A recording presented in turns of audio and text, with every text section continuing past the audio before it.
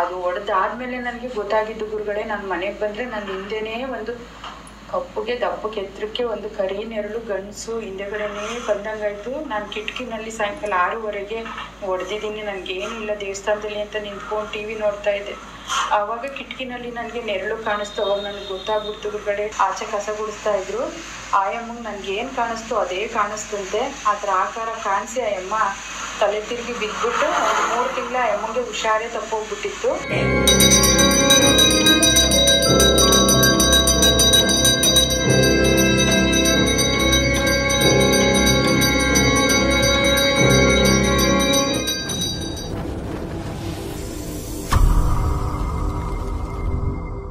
ನಮಸ್ಕಾರ ವೀಕ್ಷಕರೇ. ಒಬ್ಬರು ವಿಶೇಷವಾದ ಒಂದು ಸಮಸ್ಯೆ ಇದ್ದವರು ರಾಘವೇಂದ್ರ ಅವ್ರ ದೇವಸ್ಥಾನಕ್ಕೆ ಬಂದು ಅದು ಪರಿಹಾರ ಮಾಡ್ಕೊಂಡವ್ರೆ. ಬಟ್ ಅವರು ಏನಂದರೆ ಮಾತಾಡೋಕ್ಕಾಗಲ್ಲ, ಫೋನಲ್ಲಿ ಕೂಡ ಅವರು ಸಿಗೋದಿಲ್ಲ. ಹಂಗಾಗಿ ಅವರಲ್ಲಿ ದೇವಸ್ಥಾನ ಹತ್ರ ಬಂದಿದ್ದಾಗ ಅವ್ರು ಮಾತಾಡಿರೋದು, ಅವ್ರಿಗಾಗಿರೋ ಅನುಭವಗಳನ್ನ ಅವ್ರು ಹೇಳವ್ರೆ. ಅದನ್ನು ಮೊಬೈಲಲ್ಲಿ ರೆಕಾರ್ಡ್ ಮಾಡ್ಕೊಂಡವ್ರೆ ರಾಘವೇಂದ್ರ ಅವರು ಬರೀ ಆಡಿಯೋ ಮಾತ್ರ ಕೇಳಿಸ್ತೀವಿ. ಅದನ್ನು ಕೇಳ್ಕೊಳ್ಳಿ, ಆಮೇಲೆ ವಿಚಾರನ ಏನೈತೆ ಅಂತ ಮಾತಾಡ್ತೀವಿ. ಪ್ಲೇ ಮಾಡಿ. ನಾವು ಒಬ್ರ ಹತ್ರ ಹೋದ್ವಿ ಗುರುಗಳೇ. ಯಪ್ಪ ಈ ಥರ ಮಾಡಿ ನಿಮ್ಮ ಮಗಳು ವಾಪಸ್ ಬರ್ತಾಳೆ, ನಾನು ಕೆಲಸ ಮಾಡ್ಕೊಡ್ತೀನಿ ಅಂತ ಹೇಳ್ದ. ಆವಾಗ ಆಯಿತು ಅಂತ ಹೇಳ್ಬಿಟ್ಟು ನಮ್ಮ ಯಜಮಾನ್ರು ಹೋದರು. ಮತ್ತು ಹಂದಿ ತಗೊಂಡು ಅಲ್ಲಿ ಮಶಾನ ಕರ್ಕೊಂಡು ಹೋಗ್ಬಿಟ್ಟು, ಒಂದು ದೊಡ್ಡ ಮಶಾನ, ಅದು 60 ವರ್ಷದಂತೆ, ನಮಗೂ ಗೊತ್ತಿಲ್ಲ ಗುರುಗಳೇ. ಅಲ್ಲಿ ಹೋಗ್ಬಿಟ್ಟು ಅದನ್ನೆಲ್ಲ ಕಡಿದು ಮಧ್ಯರಾತ್ರಿಲಿ ಅಮಾಸೆ ಹಿಂದಿನ ದಿವಸ ಅದನ್ನೆಲ್ಲ ಮಾಡಿ ಅವರೆಲ್ಲ ಅದನ್ನೆಲ್ಲ ಊಟ ಮಾಡಿ ನನ್ನ ಗಂಡನೆಲ್ಲ ಕೂರಿಸಿ ಅಲ್ಲಿ ಪೂಜೆ ಮಾಡಿ ಮತ್ತು ಏನೋ ನೀರೆಲ್ಲ ಬಿಟ್ಟು ಅದ್ರ ತಲೆಗೆ ಎಲ್ಲನೂ ಮಾಡಿ, ಮತ್ತು ನಾವು ಏನು ಚಪ್ಪಲಿ ಹಾಕ್ಕೊಂಡು ಬಿಟ್ವಿ ಆ ಮದ್ದೂರು ಒಡೆನಲ್ಲಿ, ಅದು ಬಿಟ್ಬಿಟ್ಟು ಬರೋಷ್ಟೊತ್ತಿಗೆ ನಾವು ಹಾಕೊಂಡಿದ್ದು ಚಪ್ಪಲಿ ಉಲ್ಟಾ ಆಗ್ಬಿಟ್ಟಿತ್ತು ನಮಗೆ. ಅದು ಅಲ್ಲೇನೆ ಕೆರೆ ಹತ್ರನೇ ಉಲ್ಟಾ ಆಗ್ಬಿಟ್ಟಿತ್ತು ನಮಗೆ. ಮತ್ತು ಅಲ್ಲಿ ಸೀದಾ ಉಲ್ಟಾ ಆಗಿತ್ತು. ನನ್ನೊಬ್ಳು ಮಾತ್ರ ಆ ಥರ ಆಗಿತ್ತು. ಮತ್ತೆ ಅಲ್ಲಿ ಉಲ್ಟಾ ಹಾಕೊಂಡು ಬನ್ನಿ ಅಂತ ಹೇಳಿದ್ರಪ್ಪ. ಅದು ಸೀದಾ ಆಗ್ಬಿಡ್ತು ನನಗೆ. ಈ ಕಡೆ ಕಾಲು ಆ ಕಡೆಗೆ ಹಾಕಿ, ಆ ಕಡೆ ಕಾಲು ಈ ಕಡೆಗೆ ಹಾಕಿ ಅಂತ ಹೇಳಿದ್ರು.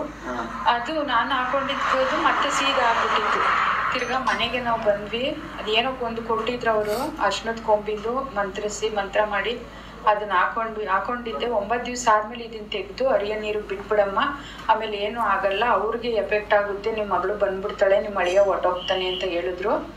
ಸರಿ ಅಂದ್ಬಿಟ್ಟು 9 ದಿವಸ ಆಯ್ತು ಗುರುಗಳೇ. ಅದಾದ್ಮೇಲೆ ನಾನು ಅದನ್ನ ತೆಗೆದು ದೇವ್ರ ಮನೇಲಿ ಇಟ್ಟೆ. ನಮ್ಮ ಯಜಮಾನ್ರು ಬಂದ್ಮೇಲೆ ಅದನ್ನ ಬಿಡಿಸ್ಬಿಡೋಣ ಅಂತ ಹೇಳಿ. ಮಾರನೆಗೇನೆ ನನಗೆ ಬೆಳಿಗ್ಗೆ 11 ಗಂಟೆಗೆಲ್ಲ ಸ್ಟಾರ್ಟ್ ಆಗ್ಬಿಡ್ತು. 2 ಕಾಲಿಂದನೂ ನೋವು ಸ್ಟಾರ್ಟ್ ಆಗ್ಬಿಡ್ತು ನನಗೆ. ಮತ್ತೆ ನಾನು ಅವ್ನಿಗೆ ಫೋನ್ ಮಾಡಿದೆ, ಈ ಥರ ಆಗಿದೆ ಗುರುಗಳೇ ಅಂತ. ಮತ್ತೆ ನಮ್ಮ ಮನೆಗೆ ಬಂದು ಬೇವಿನ ಸೊಪ್ಪೆಲ್ಲ ತರಿಸಿ ಅದೇನೇನೋ ಬುರುಡೆ ಮೂಳೆ ಅದನ್ನೆಲ್ಲ ತಗೊಬಂದು ಮತ್ತು ನನ್ನ ಕೂರಿಸಿ ಸ್ನಾನ ಮಾಡಿಸಿ ಜಡೆ ಎಲ್ಲ ಬಿಚ್ಚಿಸಿ ಆ ಬೇವಿನ ಸೊಪ್ಪಿಂದ ತಲೆಯಿಂದ ಕಾಲು ಕೆಳಗಡೆ ಎಲ್ಲ ಮಂತ್ರ ಹಾಕಿ ಮತ್ತು ನಮ್ಮ ಮನೆ ಒಳಗಡೆನೆ ಪೂಜೆ ಮಾಡ್ದೆ. ಅವನು ಹೋದ್ಮೇಲೆ ಇನ್ನೂ ಜಾಸ್ತಿ ಆಗ್ಬಿಡ್ತು ಗುರುಗಳೇ. ನನಗೆ 4 ಇಡ್ಲಿ ತಿಂತಾ ಇದ್ದಳು, ಒಂದೊಂದು ಪಾತ್ರೆ ಇಡ್ಲಿ ತಿನ್ನೋ ಥರ ಆಗ್ಬಿಡ್ತು ನನಗೆ. ತಿಂತಾ ಇರೋದು ಎಲ್ಲಿ ಹೋಯ್ತಾ ಇದೆ ಅಂತಲೇ ನನಗೆ ಗೊತ್ತಾಯ್ತಾ ಇರಲಿಲ್ಲ. ಹಾಗೆ ನನ್ನ ದೇಹದಲ್ಲೇ ಮೆಲ್ಟ್ ಆಗ್ಬಿಡೋದು. ಮಾತ್ರ ನನಗೆ ಕಣ್ಣಿಗೆ ಏನು ಕಾಣಿಸ್ತಾನೂ ಇಲ್ಲ. ಮತ್ತು ಕೈಗೆ ಹಿಡ್ಕೊಳ್ಳೋಣ ಅಂತಂದರೆ ಅದು ಸಿಗ್ತಾನೂ ಇಲ್ಲ. ಅಲ್ಲಿ ಮತ್ತೆ ಆ ಕಡೆಯಿಂದ ಯಾರೋ ಒಬ್ಬರು ಬರೋ ಥರ ನೆರಳು. ಮತ್ತು ನಾನು ದೇವಸ್ಥಾನಕ್ಕೆ ಹೋಗಿ ಅಲ್ಲಿ ಕೇಳಿದ್ದಕ್ಕೆ ಒಂದು ಉಂಡೆ ಕೊಟ್ಟರು. ಇದನ್ನ ನಿಮ್ಮ ಕಾಲದಿಂದ ಮುಖದಿಂದ ಹಣೆಯಿಂದ ಎಲ್ಲ ತೆಗೆದು ಕಾಲು ಕೆಳಗಡೆಯಿಂದ ಹೊಡಿಯಮ್ಮ ಅಂತ ಹೇಳಿದ್ರು. ಅದು ಹೊಡೆದಾದ್ಮೇಲೆ ನನಗೆ ಗೊತ್ತಾಗಿದ್ದು ಗುರುಗಳೇ, ನಾನು ಮನೆಗೆ ಬಂದರೆ ನನ್ನ ಹಿಂದೆನೇ ಒಂದು ಕಪ್ಪುಗೆ ದಪ್ಪಕ್ಕೆ ಎತ್ತರಕ್ಕೆ ಒಂದು ಕರಿ ನೆರಳು ಗಂಡಸು ಹಿಂದೆಗಡೆನೇ ಬಂದಂಗಾಯ್ತು. ನಾನು ಕಿಟಕಿನಲ್ಲಿ ಸಾಯಂಕಾಲ 6:30 ಹೊಡೆದಿದ್ದೀನಿ. ನನಗೇನಿಲ್ಲ ದೇವಸ್ಥಾನದಲ್ಲಿ ಅಂತ ನಿಂತ್ಕೊಂಡು ಟಿ ವಿ ನೋಡ್ತಾ ಇದ್ದೆ. ಆವಾಗ ಕಿಟಕಿನಲ್ಲಿ ನನಗೆ ನೆರಳು ಕಾಣಿಸ್ತು. ಅವಾಗ ನನಗೆ ಗೊತ್ತಾಗ್ಬಿಡ್ತು ಗುರುಗಳೇ, ದೇವರೆಲ್ಲ ನಾನು ಮಾಡ್ತಾ ಇದ್ನಲ್ವ, ನನಗೆ ಸೂಕ್ಷ್ಮ ಗೊತ್ತಾಗ್ಬಿಡ್ತು. ಇದೆ ನೀನಲ್ಲಿರೋದು, ಇದೆ ನೀನು ಕಷ್ಟ ಕೊಡ್ತಾ ಇರೋದು, ಇದೆ ನಿನಗೆ. ಆದರೆ ನಿನಗೆ ಕಣ್ಣು ಕಾಣಿಸ್ತಾ ಇರಲಿಲ್ಲ. ನೀನು ಯಾಕೆ ಕೇಳಿಕೊಂಡೆ ದೇವ್ರ ಹತ್ರ, ನನಗೆ ಅದು ಏನಿದೆ ಗೊತ್ತಾಗಬೇಕು ಗುರುಗಳೇ ಅಂತ ಹಠ ಹಿಡಿದೆ ನಾನು. ಅದಕ್ಕೆ ಅವ್ರು ಅದನ್ನ ಮಾಡಿಕೊಟ್ರು. ಮತ್ತು ನನ್ನ ಕಣ್ಣು ಕಾಣಿಸಾದ್ಮೇಲೆ ನನಗೆ ಯಾವಾಗಂದರೆ ಅವಾಗ ಏನಾದರೂ ಆದರೆ ಅದು ತಟ್ಟಂತ ನೆನಪು ಬಂದ್ಬಿಡೋದು. ಆಮೇಲೆ ದೇವ್ರು ನೆನೆಸ್ಕೊತಾ ಇದ್ದು ಮನಸ್ಸು ಯಾವ್ಯಾವ ಕಡೆನೋ. ಮತ್ತು ನಾನು ದೇವಸ್ಥಾನದ ಒಳಗಡೆ ಇರಬೇಕಾದ್ರೇ ಅದಕ್ಕೆ ನಾನು ಎಲ್ಲಿದ್ದೀನಿ ಅಂತ ಹುಡುಕಾಡ್ತಾ ಇದ್ದೋ ಏನೋ ನನಗೆ ಗೊತ್ತಿರಲಿಲ್ಲ. ಮತ್ತು ಆ ಅಮ್ಮ ಕಸ ಗುಡಿಸೋರು, ಆ ಅಮ್ಮ ದೇವಸ್ಥಾನದಲ್ಲಿ ಆಚೆ ಕಸ ಗುಡಿಸ್ತಾ ಇದ್ರು. ಆಯಮ್ಮಗೆ ನನಗೇನು ಕಾಣಿಸ್ತು ಅದೇ ಕಾಣಿಸ್ತಂತೆ. ಅದರ ಆಕಾರ ಕಾಣಿಸಿ ಆ ಅಮ್ಮ ತಲೆ ತಿರುಗಿ ಬಿದ್ದುಬಿಟ್ಟು ಒಂದು 3 ತಿಂಗಳ ಅಮ್ಮಂಗೆ ಹುಷಾರೇ ತಪ್ಪೋಗ್ಬಿಟ್ಟಿತ್ತು. ಮತ್ತು ಅಲ್ಲಿಂದ ಇನ್ನೊಂದು ದೇವಸ್ಥಾನಕ್ಕೆ ಹೋಗೋದು ನಿಂಬೆಹಣ್ಣು ತಗೊಬರೋದು, ಅದನ್ನ ಜ್ಯೂಸ್ ಮಾಡಿ ಕುಡಿಯೋದು, ಕುಂಕುಮ ಮಂತ್ರಿಸ್ಕೊಂಬರೋದು, ಅದನ್ನ ನೀರೊಳಗಡೆ ಹಾಕೊಂಡು ಕುಡಿಯೋದು, ಅರ್ಶಿನ ಹಾಕೊಂಡು ಕುಡಿಯೋದು. ಇದೇ ಥರ ಆಗಿ ಆಗಿ ತುಂಬ ಬೇಜಾರಾಗ್ಬಿಡ್ತು ನನಗೆ. ಎಲ್ಲಪ್ಪ ಹೋಗೋದು, ಏನಪ್ಪ ಮಾಡೋದು ಅನ್ನೋ ಥರ ಎಲ್ಲ ಆಗ್ಬಿಡ್ತು ನನಗೆ. ಮನೆಯಲ್ಲಿ ಏನೇ ಆದ್ರೂ ಯಾರ ಹತ್ರನಾದ್ರೂ ಮಾತಾಡೋದಾಗ್ಲಿ ಏನಾಗಲಿ ಹೋಗಮ್ಮ ಅಂತ ನಮ್ಮ ಮಗ ಏನಾದರೂ ಹೇಳಿದ್ರು ನಂಗೆ ಹೋಗೋಕ್ಕಾಗ್ತಾ ಇರಲಿಲ್ಲ. ಮತ್ತು ಯಾರಾದರೂ ನಿಂತ್ಕೊಂಡು ಅವ್ರ ಹತ್ರ ಮಾತಾಡ್ತಾ ಇದ್ರೆ ಅವರಲ್ಲಿ ಏನು ಕಷ್ಟ ನೋವುಗಳಿರುತ್ತೋ ಅದೆಲ್ಲ ನನ್ನ ಬಾಡಿಗೆ ಬಂದಂಗೆ ಆಯ್ತಾ ಇತ್ತು. ಮತ್ತು ಕಾಲುಗಳೆಲ್ಲ ನೋವು, ಕೈಗಳೆಲ್ಲ ನೋವು, ಕೆಲಸ ಮಾಡೋಕ್ಕಾಗ್ತಾ ಇರಲಿಲ್ಲ ನನಗೆ. ದೇವಸ್ಥಾನಗಳಿಗೆ ಹೋಗ್ಬೇಕು, ಮತ್ತು ದೇವ್ರುಗಳನ್ನೇ ಪೂಜೆ ಮಾಡಬೇಕು, ತೀರ್ಥಗಳೇ ಕುಡಿಬೇಕು, ಅದೇ ಥರನೇ ಆಗ್ತಾ ಇತ್ತು ನನಗೆ. ಸೌಂಡು, ಗೆಜ್ಜೆ ಸೌಂಡು 2019ರಿಂದ ಅದು ಏನು ಅಂತ ನನಗೆ ಗೊತ್ತಿಲ್ಲ. ಇದ್ದಕ್ಕಿದ್ದಂಗೆ ಆ ಗೆಜ್ಜೆ ಸೌಂಡು ಸ್ಟಾರ್ಟ್ ಆಗಿಬಿಡ್ತು ಗೆಜ್ಜೆದು. ನಾನು ನೀರು ಮನೆಗೆ ಹೋದ್ರೆ ನನ್ನ ಮನೆ ಒಳಗಡೆ ಬಂದು ಅದು ನನ್ನ ಟಚ್ ಮಾಡ್ತಾ ಇರಲಿಲ್ಲ. ನಾನು ಎಲ್ಲಿ ಹೋಗ್ತೀನಿ ನೀರು ಮನೆ ಕಿಟಕಿಗೆ ಒಳಗಡೆಯಿಂದ ಹೋದರೆ ಅದು ಆಚೆ ಕಡೆಯಿಂದ ಬರೋದು. ನನ್ನ ಹಾಲಲ್ಲಿ ಏನಾದರೂ ಒಳಗಡೆ ಕಸ ಗುಡಿಸ್ತಾ ಇದ್ದರೆ ಅದು ಆಚೆ ಕಡೆ ಕಿಟಕಿಯಿಂದ ಬರೋದು.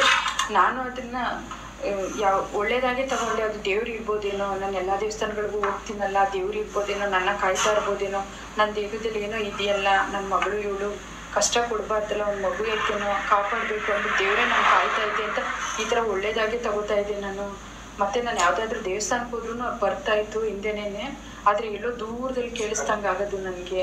ಅಂದ್ರೆ ಈಗ ಒಂದು ಮಶಾನಕ್ಕೆ ಕರ್ಕೊಂಡೋಗಿ ಒಂದು ಹಂದಿ ಬಲಿ ಕೊಟ್ಟಿದ್ದು, ಹಂದಿ ಬಲಿ ಕೊಟ್ಟು ಹಂದಿ ತಲೆಯನ್ನು ಕಟ್ ಮಾಡಿ ಆ ತಲೆ ಒಳಗಡೆ ನಿಮ್ಮೆಲ್ಲ ಕೆಲವು ಮೂಲಿಕೆಗಳು ಹಾಕಿ ನಿಮ್ಮ ವಸ್ತುಗಳು ಹಾಕಿ ಅದನ್ನೆಲ್ಲ ಉಲ್ಟಾ ಹಾಕಿ ಊತ ಹಾಕದಾಚೆ ನಿಮ್ದು ಕೆಲಸ ಸ್ಟಾರ್ಟ್ ಆಗಿದೆ. ಅಂದ್ರೆ ಇವೆಲ್ಲ ಕಷ್ಟಗಳು ನಷ್ಟಗಳು ಅದೇ ಇದು ಮಾಡಿ ಆವಾಗಿನಿಂದ ಹೆಂಗೆ ಅವ್ರಿಗೆ ಯಾವ್ದು ಕಾಯಿಲೆ ಕಸಲ್ಲ, ಇದು ಒಂದು ಇದು ಏನು ಇದು ಮಾಡಿದ್ಮೇಲೆ ಅವ್ರಿಗೆ ಇದೆಲ್ಲ ಮಾಡಿ ಎಷ್ಟು ವರ್ಷ ಆಯ್ತು ಈಗ? 2012ರಿಂದ ಈಗ 2024 ಅಂದ್ರೆ 12 ವರ್ಷದವರೆಗೂ ನಿಮ್ದು ಎಲ್ಲಿ ಸಮಸ್ಯೆ ಬಗೆಹರಿದಿಲ್ಲ. ಹಿಂಗೆ ದೇವಸ್ಥಾನಕ್ಕೆ ಹೋಯ್ತಿದ್ವಲ್ಲ, ದೇವಸ್ಥಾನ ಅಲ್ಲಿ ಅದೇ ದೇವಸ್ಥಾನಕ್ಕೆ ಹೋಗಿ ಎಲ್ಲ ಕಡೆ ಹೋಗಿ ಬಂದ್ರು ಎಲ್ಲಿ ಹರಿದಿಲ್ಲ. ಈಗ ಇಲ್ಲಿಗೆ ಬಂದಿದ್ದೀರ ಅಷ್ಟಿಗೆ ನಾವೆಲ್ಲ ಗುರುಗಡೆ ಅಮ್ಮ ಕರ್ಸ್ಕೊಂಡಿದ್ದೆ ನಮ್ಮನ್ನ. ಈಗ ಇಲ್ಲಿಗೆ ಬಂದೆಲ್ಲ ಆದ್ಮೇಲೆ ಈಗ ನಾವೆಲ್ಲ ನಿಮ್ಗೆ ಈಗೆಲ್ಲ ಇದಾದ್ಮೇಲೆ ಒಂದ್ ಪೂಜೆ ಎಲ್ಲ ಆಯ್ತಲ್ಲ, ಈಗ ಹೆಂಗೈತಿ ಈಗ? ಅದೇ ಇವಾಗ ಸ್ವಲ್ಪ ಅಗ್ರ ಇದೆ ಗುರುಗಳೇ, ಬೆನ್ನು ಮಾತ್ರ ಭಾರ ಆಗ್ಬಿಟ್ಟಿದೆ ನನ್ಗೆ. ಮುಂದೆಗಡೆ ಇವಾಗ ಇದು ಹಿಡ್ದಿದ್ದೀನಲ್ಲ, ನೀವು ಕೊಟ್ಟಾಗ ಗುರುಗಳೇ ಇದು ನನ್ಗೆ ಏನೋ ಶರೀರದಲ್ಲಿ ಜೂ ಜೂ ಜೂ ಜೂ ಅಂತ ಇದು ಎಳ್ದಂಗ ಆಯ್ತಿತ್ತು.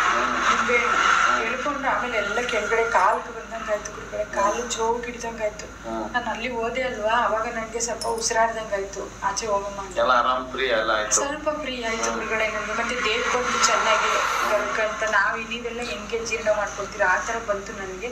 ಸ್ವಲ್ಪ ಅಗ್ರ ಆಯ್ತು ಗುರುಗಳೇ ನನ್ಗೆ, ಸ್ವಲ್ಪ ಆರಾಮ ಆಯ್ತು, ಆರಾಮು ಅಂತ ಅನ್ನಿಸ್ತು ನನ್ಗೆ. ಇವಾಗ ತಲೆಯಿಂದ ಏನೋ ಕೆಳಗಡೆ ಇಳ್ದಂಗಾಯ್ತು, ಎಲ್ಲ ಮೈನಿನ ದೇಹದಿಂದ ಕೆಳಗಡೆ ಬಂದಂಗಾಯ್ತು, ಸ್ವಲ್ಪ ಬಂದಂಗಾಯ್ತು. ಅದು ಏನು ಗೆಜ್ಜೆ ಸೌಂಡು ನಂಗೆ ಗೊತ್ತಿಲ್ಲ ಗುರುಗಳೇ, ದೇಹದಲ್ಲಿ ಏನು ಹೋಯ್ತು ನನಗೆ ಅಂತ. ಅದು ಮೂಳೆ ಥರ ಏನೋ ಇತ್ತು ಗುರುಗಳೇ, ಅದು ಆಚೆ ಬಂದಂಗಾಯ್ತು ನನಗೆ. ಎಲ್ಲ ಮೂಳೆಗಳು ಬಿಟ್ಕೊಂಡಂಗಿರೋದು ಏನೋ ಸೇರ್ಕೊಂಡಂಗಿತ್ತು, ಅದೆಲ್ಲ ಆಚೆ ಬಂದಂಗಾಯ್ತು ನನಗೆ. ಮತ್ತೆ ಕಾಲು ಈ ಥರ ಎಲ್ಲ ಕಾಲು ಕೈ ಎಲ್ಲ ನುಡ್ಸ್ಕೊಂಡಂಗೆ ಇದ್ದಿದ್ದೆಲ್ಲ ನೆಟ್ಟಗಾದಂಗಾಯ್ತು. ಆಮೇಲೆ ತಲೆಯಲ್ಲಿ ಬ್ಲಾಸ್ಟ್ ಆದಂಗಾಯ್ತು, ತಲೆಯಲ್ಲಿ ಎಲ್ಲ ಫ್ರೀ ಆದಂಗಾಯ್ತು ನನಗೆ. ಮತ್ತೆ ಮನ್ಸೆಲ್ಲ ಫ್ರೀ ಆದಂಗಾಯ್ತು, ಏನೋ ಸಿಕ್ಕಾಕೊಂಡಂಗೆ ಇತ್ತು. ಊಟ ಮಾಡಿದ್ದೆಲ್ಲ ನನಗೆ ಎಷ್ಟೋ ದಿವಸದಿಂದ ಸಿಕ್ಕಾಕೊಂಡಂಗಿತ್ತು, ಗ್ಯಾಸ್ಟ್ರಿಕ್ ಥರ ಆ ಥರ ನಮ್ಮ ಮನ್ಸಿಗೆ ಬರೋದು. ಆದರೆ ಎಲ್ಲ ನೀವು ಮಂತ್ರ ಎಲ್ಲ ಹೇಳಾದ್ಮೇಲೆ ನನಗೆ ಅದೆಲ್ಲ ಆಚೆ ಬಂದಂಗೆ ಆಗ್ಬಿಡ್ತು, ದೇಹ ಒಳಗಡೆಯಿಂದ ಒದ್ಕೊಂಡು ಬಂದಂಗಾಯ್ತು ಗುರುಗಳೇ ನನಗೆಲ್ಲ. ಫ್ರೀ ಆಯ್ತು, ಕಿತ್ತೋದಂಗಾಯ್ತು, ಫ್ರೀ ಆಯ್ತು, ಎಲ್ಲ ಆರಾಮಾಯ್ತು, ಸಮಾಧಾನ ಆಯ್ತು ಗುರುಗಳೇ, ನನ್ಗೆ ಸಮಾಧಾನ ಆಯ್ತು. ಮತ್ತೆ ನನ್ನ ಮುಖನೇ ಚೇಂಜ್ ಆದಂಗೆ ಕಾಣಿಸ್ತಾ ಇತ್ತು ನನಗೇನೆ. ಎಲ್ಲ ಮುಖ ಒಂದಾಗಿ ಹಾಕೊಂಡು ಏನೋ ಗಡ್ದಾಕೊಂಡು ಹಂಗೆ ಇತ್ತು, ಒಂದೇನೋ ಕೂತ್ಬಿಟ್ಟಿದೆ ನನ್ನ ಮುಖದ ಮೇಲೆ, ದೇಹದ ಮೇಲೆ, ಆ ಥರ ಅನ್ನಿಸ್ತಾ ಇತ್ತು ನನಗೆ.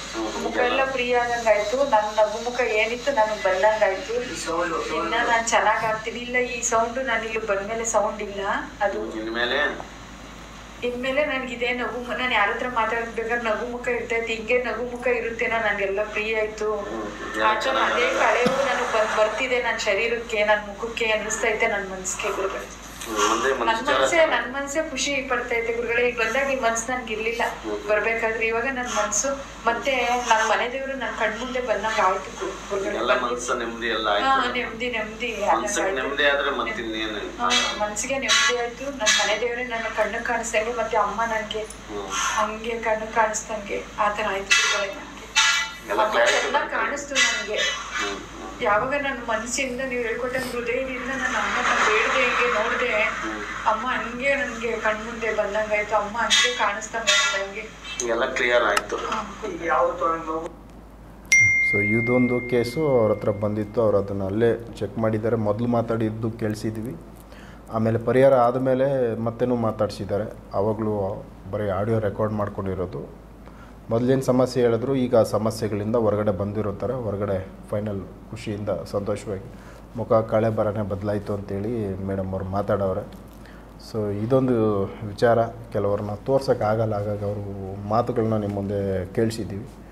ಸೊ ನೆಕ್ಸ್ಟ್ ಇನ್ನೂ ಇದೇ ಥರದ್ದು ಬೇರೆ ವಿಚಾರಗಳಿದ್ದಾವೆ. ಸೊ ಅವುಗಳು ಮಾತಾಡ್ತಾ ಹೋಗ್ತೀವಿ, ಎಪಿಸೋಡ್ ಮಾಡ್ತಾ ಹೋಗ್ತೀವಿ. ನಮಸ್ಕಾರ.